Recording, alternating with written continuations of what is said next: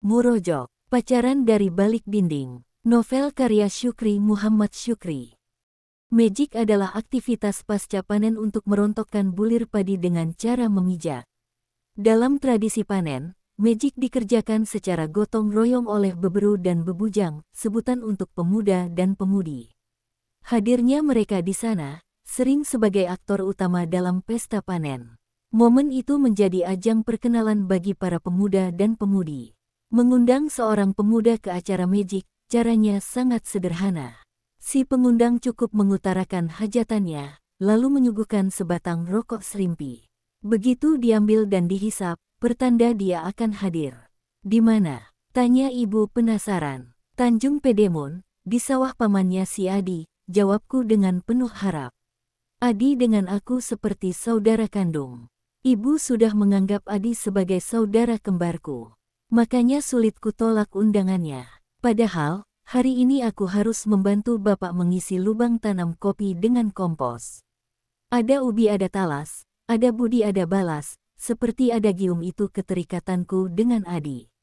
Boleh, tapi minta izin dulu sama Ama, tegas ibu. Ama, dalam bahasa Gayo merupakan panggilan untuk seorang bapak. Iya, Ne, jawabku sambil turun dari bale-bale menuju ke kamar bapak. Bale-bale dengan kamar bapak hanya berbatas dinding papan. Rumahku sangat sederhana, sejenis pondok kebun beratap seng berkarat. Dindingnya bersusun sirih, terbuat dari papan medang jempa yang sudah kusam. Hanya ada satu kamar berukuran 12 meter bujur sangkar, tempat istirahat bapak dan ibu.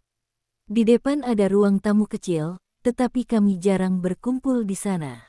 Lebih sering berkumpul di bale-bale dekat dapur. Setiap masuk ke dalam rumah, aku selalu melewati pintu dapur. Seolah-olah, itulah pintu utama rumahku. Di ruangan dapur, selain tersedia tungku memasak, ada bale-bale tempat kami berkumpul. Bukan hanya kami, tamu pun sering dijamu di sana. Bale-bale itu sudah berfungsi sebagai ruang serbaguna. Tidak ada yang risih berada di sana, meskipun dindingnya sudah hitam pekat terpapar asap dapur dan tungku pemanas ruangan. Bale-bale itu berbentuk panggung, berlantai papan, tidak terlalu luas, hanya 16 meter bujur sangkar. Tinggi lantai dari permukaan tanah sekitar 50 cm. Bagian bawah bale-bale berlantai tanah, sering digunakan sebagai tempat menyimpan alat-alat pertanian, hasil pertanian, kayu bakar sampai peti bahan pangan. Di atas lantai bale-bale dibentangkan 5 helai tikar yang dirajut dari kertan sejenis tanaman berongga yang tumbuh di rawa-rawa. Tikarnya cukup tebal dan empuk. Disitulah aku dan Ucak tidur, makan, belajar, mengerjakan PR, mengaji, salat, dan menyimak dongengan menjelang tidur. Bale-bale itu tetap riuh hingga larut malam.